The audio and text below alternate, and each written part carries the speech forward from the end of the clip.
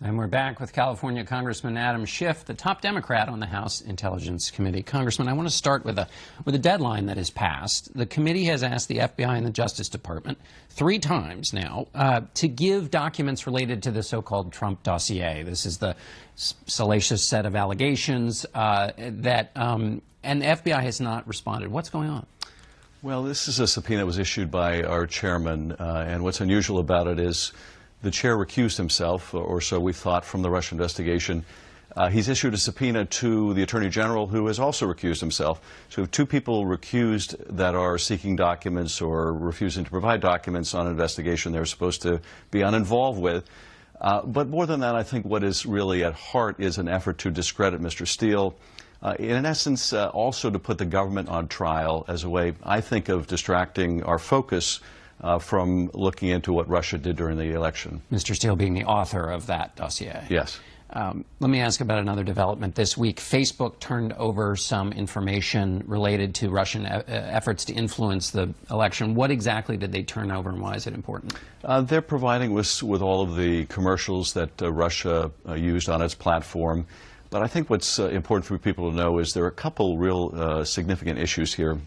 One is, of course, the paid advertising, which was designed not only to help Donald Trump or hurt Hillary Clinton, but more fundamentally to divide Americans, to pit one American against another on some very divisive issues. It's the kind of cynical campaign you would expect of having a KGB operative running a country.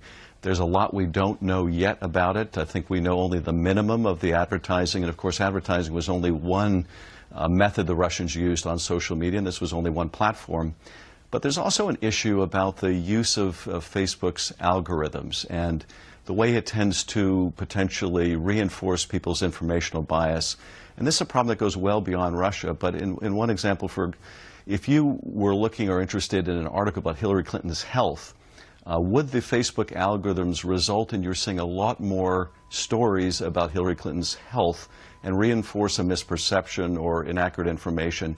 That is a far broader issue than Russia, but one that we really need to know a lot more about. And that's a Facebook problem, not a Russia problem. I mean, that's a problem with their algorithm that keeps us all siloed in certain narrow areas. Yes, there's certainly a Russian implication because they use these algorithms to amplify misinformation or slanted information.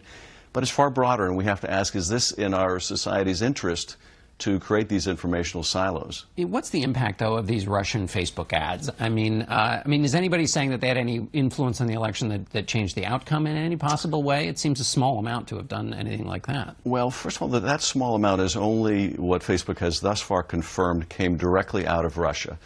They have acknowledged that they haven't looked or analyzed or completed a report yet on advertising Russia may have done through third countries. So Russia will use proxies in the Caucasus or other parts of Europe to potentially buy ads or amplify misinformation.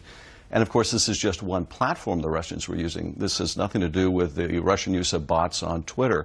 So if you look at the full extent of Russian use of social media, was it in any way decisive or determinative? Hard to say, because we really have so little information thus far about the extent of Russian use of social media. Let me ask you about some other news that came out this week. There were reports that that Paul Manafort, the former chairman of the Trump campaign, was in fact wiretapped 2 different periods. President Trump said at one point in a tweet that Trump Tower was wiretapped, and he was pretty much ridiculed for that. But now we have reporting that Paul Manafort was wiretapped. He had an apartment in Trump Tower, so maybe the president was right. No, I don't think so at all. And in fact, not only did Director Comey and Director Mike Rogers of NSA say there was no truth to the president being wiretapped at Trump Tower, but the Department of Justice recently confirmed that was false as well. I can't comment on whether Mr. Manafort was ever the subject of surveillance of any kind. Even if he were, though, that just doesn't justify or suggest that the president was wiretapped improperly by Barack Obama, so there's no truth to that. I will say with respect to Manafort, though, the allegation that he was reaching out to Russian oligarchs close to Putin and suggesting that he would offer them useful information to them while he was campaign manager, at the very same time the Russians are reaching out to him to offer information on Hillary Clinton.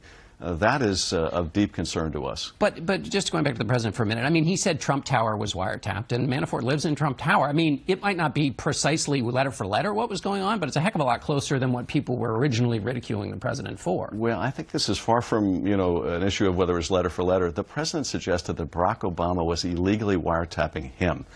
If the Obama administration was engaged in legal surveillance of someone they believed may have been an agent of a foreign power, we should want the administration to do that, and that's a far cry from the kind of illegal surveillance the president is suggesting. An important question on North Korea. You oversee the intelligence communities. Mike Morrell, the deputy director of the CIA, who's a CBS senior analyst, says the U.S. may not know. North Korea may be further along. Do you worry about that, further along in their nuclear program? I do worry about it.